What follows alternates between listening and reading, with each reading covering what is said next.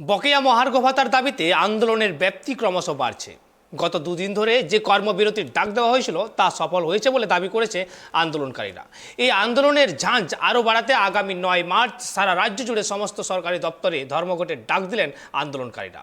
শুধুমাত্র সরকারি হাসপাতাল ও কিছু জরুরি পরিষেবায় ছাড় দেওয়া হবে বলে জানানো হয়েছে সরকারি কর্মীদের যৌথ মঞ্চের তরফে। কর্মবিরতির গত দুদিনের কর্মসূচিতে বেশ কিছু জায়গায় সরকারি আন্দোলনকারীদের ঐক্য ভাঙার চেষ্টা হয়েছে। মহিলাদের ওপর অত্যাচার হয়েছে বলেই অভিযোগ করেছেন আন্দোলনকারীরা। তার প্রতিবাদে আজ বুধবার সব সরকারি দপ্তরে ধিক্কার কর্মসূচির ডাক দেওয়া হয়েছে। টিফিনের সময় কর্মীরা ব্যাচ পরে ধিক্কার কর্মসূচিতে অংশ নেবেন। বুধবার অর্থাৎ আজ 13 দিনে পড়ল সরকারি কর্মী সংগঠনগুলির প্রতিনিধিদের অনশন। আন্দোলনকারীরা জানিয়েছেন আগামী 9 মার্চ দিনটি বেছে নেওয়া হয়েছে মাধ্যমিক পরীক্ষার্থীদের কথা ভেবে। না হলে বুধবারই ধর্মঘটের ডাক দেওয়া হতো বলে উল্লেখ করেছেন আন্দোলনকারীরা।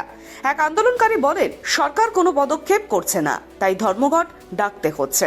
আমরা 26 দিন ধরে বসে আছি, 13 দিন ধরে অনশন চলছে, তারপরেও সরকারের তরফ থেকে কোনো পদক্ষেপ গ্রহণ করা হয়নি। এই ধর্মঘট প্রসঙ্গে তৃণমূল সাংসদ শান্তনু সেন বলেন, 34 বছর ধরে আমরা দেখছি বন্ধ ধর্মঘট করে কিভাবে কর্মসংস্কৃতি নষ্ট হয়েছে। মমতা বন্দ্যোপাধ্যায় ক্ষমতায় আসার পর বন্ধের সংস্কৃতি বন্ধ হয়েছে, ফলে কর্মসংস্কৃতি পুনরুদ্ধার করা সম্ভব হয়েছে। তার দাবি, কেন্দ্রের অসহযোগিতা, কোভিড সবকিছু সত্ত্বেও বাংলায় 40% নতুন কর্মসংস্থান হয়েছে। তার কথায়, রাজ্য সরকার সবসময় সরকারি কর্মীদের প্রতি সহানুভূতিশীল।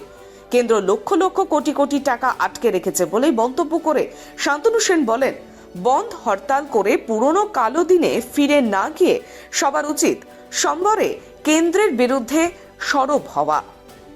সরকার স্পষ্ট জানিয়েছে, কেন্দ্র টাকাগুলো দিলেই তবেই সব পাওনা মিটিয়ে দেওয়া হবে। Bureau report, tribe TV.